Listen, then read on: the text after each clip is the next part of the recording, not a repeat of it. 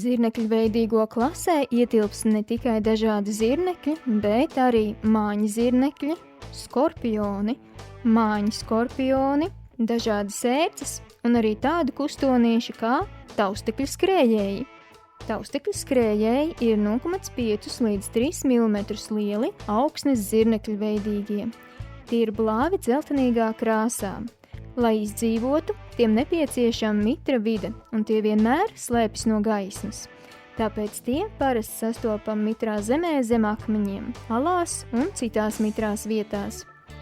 Informācija par viņu bioloģiju ir nepilnīga, bet uzskata, ka tie varētu būt plēsēji, kas barojas ar vēl mazākiem augsnes iemītniekiem, bet ir arī suga, kas barojas ar ciānu baktērijām. Cilvēkiem tie ir pilnīgi nekaitīgi, jo tiem nav ne indes ziedzeru, ne dzeloņu.